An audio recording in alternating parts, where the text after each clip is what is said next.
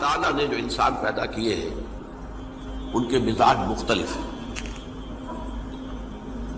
ان میں کچھ لوگ ہوتے ہیں جو قوی ہوتے ہیں ارادے کے، جو فیصلہ کر لیا ڈٹ گئے.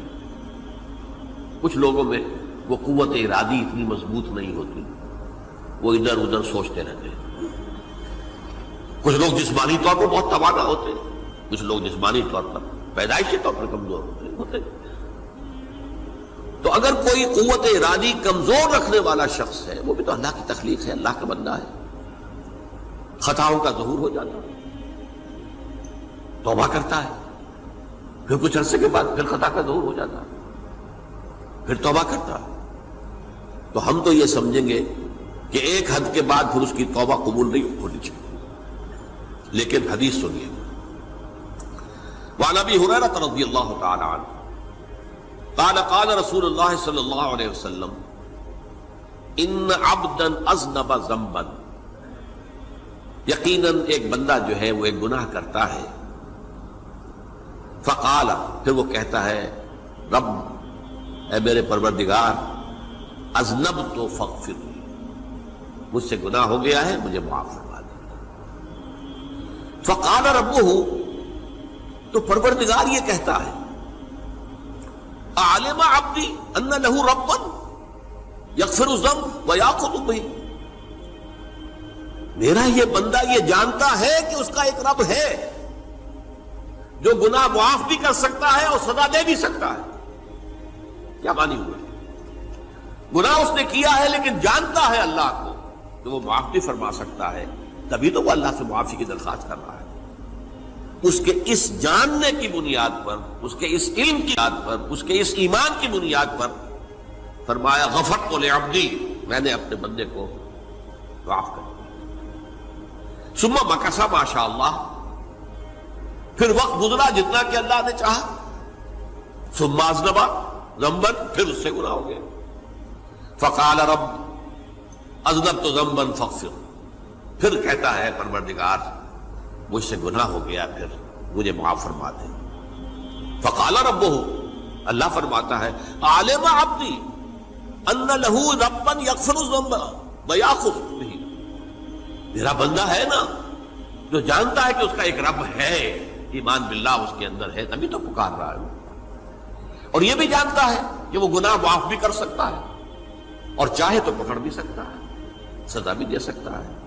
تو فرمایا، اللہ تعالیٰ فرماتے ہیں میں نے فرمایا کہ میں نے معاف کر دیا. ثم مکث ما شاء اللہ، پھر ایک عرصہ گزرا اس کے بعد. ثم اذنب ذنبا، پھر اس نے گناہ کیا. قال رب اذنبت ذنبا آخر، اس نے کہا پروردگار میں نے تو پھر ایک اور گناہ کر دیا، فاغفر لی، مجھے بخش دے. فقال اعلم عبدی ان لہ ربا یغفر الذنب ویاخذ بہ، میرا بندہ جانتا ہے نا کہ اس کا ایک رب ہے جسے وہ پکار رہا ہے، کیوں وہ جانتا ہے کہ اسے اختیار حاصل ہے کہ چاہے تو بخش دے اور چاہے تو پکڑ لے. اس کے اس علم، اس ایمان کی بنیاد پر میں نے اسے معاف کر دیا. ایک اور حدیث، میں نے چونکہ اس گفتگو کے لیے ان احادیث کا تفحص کیا ہے، یہ تو بہت ہیں حدیثیں، میں نے ان میں سے کچھ چنی ہیں. ہمارے بعض واعظ ناصح وہ بھی کسی شخص کو روکتے رہے، برائیوں سے روکتے رہے، نہیں رکتا، تو کہیں غصے میں آ کے اللہ تجھے کبھی معاف نہیں کرے گا. یہ کتنا بڑا جرم ہے، اس کا اندازہ کیجئے اس حدیث سے. تو میرے بندے کو میری رحمت سے مایوس کر رہے ہیں، کتنا بڑا جرم ہے اس کا اندازہ کیجئے.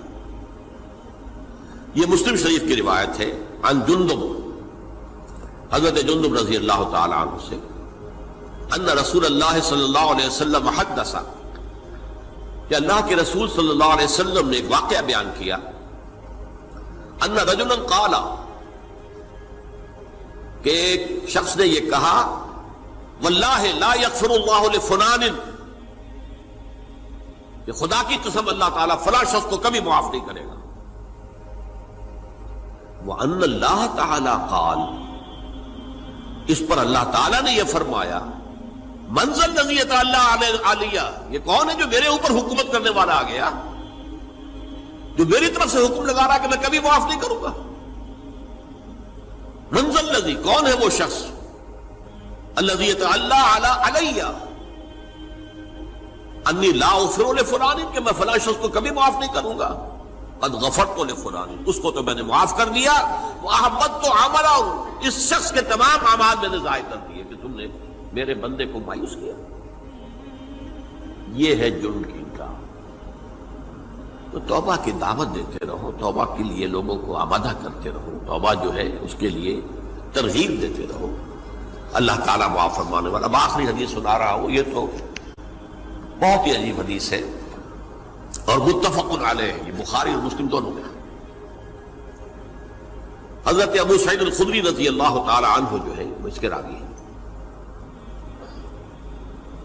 حضور نے فرمایا کانا فی من کانا قبلکم رجل قتل 99 نفسا، تم سے پہلے جو امت تھی بنی اسرائیل، گویا کہ ان کا ذکر ہے، اس میں ایک آدمی ایسا تھا جس نے 99 قتل کیے تھے۔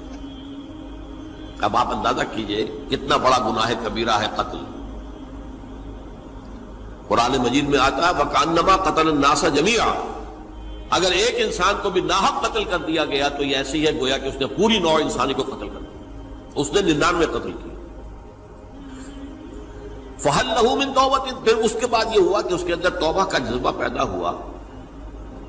فَسَأَلَ عَنْ أَعْلَمِ أَهْلِ الْأَرْضِ، تو اس نے پھر سوال کیا، لوگوں سے پوچھا کہ زمین میں رہنے والوں میں کون سب سے بڑا عالم ہے؟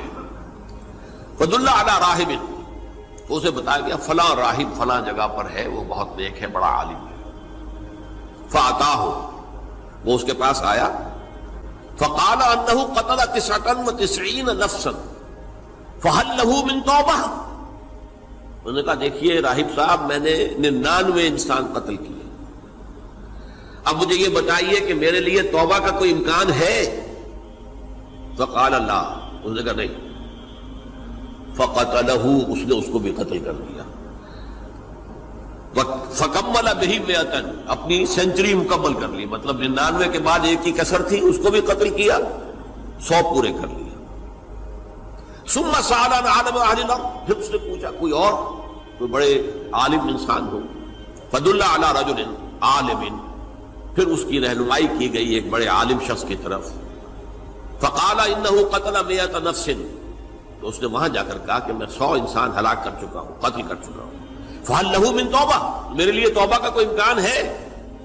فَقَالَ نَعَمْ، کہا کیوں نہیں، 100 قتل کیے تب بھی کیا ہے، توبہ کا راستہ دروازہ کھلا ہوا، مَا لَمْ يُغَرْغِرْ، جب تک کہ وہ گھنگرو نہیں بج رہا اس وقت تک تمہارے توبہ کا دروازہ کھلا ہوا ہے۔ فرمایا نعم، وَمَن يَحُولُ بَيْنَهُ وَبَيْنَ التَّوْبَةِ، تمہاری توبہ کے درمیان اور تمہارے درمیان کون حائل ہو سکتا ہے؟ توبہ کا دروازہ کھلا ہے۔ لیکن ساتھ ہی کہا انطلق الی ارض کذا و کذا، اب تم ایسے کرو جہاں تم رہتے ہو وہاں نہ جاؤ واپس، وہاں کا ماحول اچھا نہیں ہے، معاشرہ اچھا نہیں ہے، ہو سکتا ہے کہ تم توبہ پر قائم نہ رہ سکو، تم فلاں جگہ چلے جاؤ، وہاں اچھے لوگ آباد ہیں، ان میں جا کر رہو۔ فإن بها أناس يعبدون اللہ تعالی، وہاں ایسے لوگ آباد ہیں جو اللہ کی بندگی کرتے ہیں۔ فاعبد اللہ معہم، تو تم ان کے ساتھ مل کر اللہ کی بندگی اور پرستش کرو۔ ولا ترجع الی ارضک، اپنی زمین کی طرف اپنے وطن میں واپس بن جاؤ۔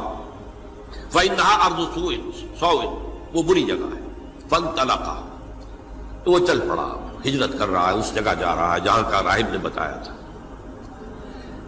حتی اذا نصف الطریق، جب آدھا راستہ اس نے پورا کر لیا، اتاہ الموت، موت آ گئی۔ فاختصمت فیہ ملائکۃ الرحمت و ملائکۃ العذاب،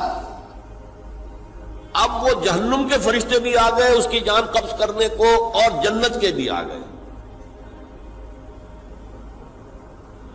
فقالت ملائکۃ الرحمہ، رحمت والے جو فرشتے ہیں جنت والے، انہوں نے کہا جا تائبا مقبلا بقلبہ اللہ تعالی، یہ شخص توبہ کر کے اللہ تعالیٰ کی طرف ہجرت کر رہا تھا، اس لیے اس کی نیت کی بنیاد پر اب یہ جنتی ہے، لہذا اس کی روح ہم قبض کریں۔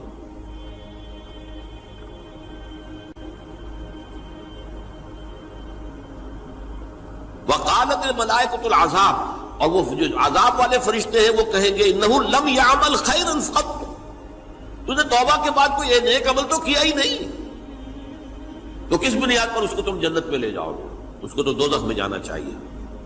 فاتاہ ملک فی صورت آدمی، تو ان کے پاس اللہ نے ایک اور فرشتے کو بھیج دیا آدمی انسانی شکل کے اندر، فجعلوہ بینہم، تو ان فرشتوں نے کہا بھائی ہمارا فیصلہ کرا دو، اس کی روح ہم لینا چاہتے ہیں یا ہم لینا چاہتے ہیں، انہیں حکم بنا دیا۔ فقال قیسوا ما بین الارضین فإلی ایتہما کان اقرب، کہ تم فاصلہ ناپ لو جہاں سے وہ چلا ہے اور جہاں جا رہا تھا اور یہاں اس کی موت ہو رہی ہے، تو کون سا فاصلہ زیادہ ہے؟ جب ناپا گیا، بلکہ ایک حدیث میں آتا ہے کہ اس پر اللہ نے زمین کو جو ہے حکم دے دیا، ایک طرف والی زمین تو سکڑ جا، دوسری والی جو ہے تو پھیل جا، تاکہ وہ جدھر جو وہ جا رہا تھا وہ زیادہ قریب ہو جائے بنسبت اس کے کہ جہاں سے وہ چلا تھا۔ تو اس فیصلے پر پھر جو فرشتے تھے، جو کہ رحمت کے فرشتے تھے، وہ اس بندے کو لے گئے جنت کے اندر۔ یہ ہے توبہ کی عظمت اور اس کی تاثیر۔ رب رب کر دے بڈھے ہو گئے اتے ملا پنڈت سارے، رب دا کھوج کھرا نہ لبا اتے نہ کیتے بئی نظارے۔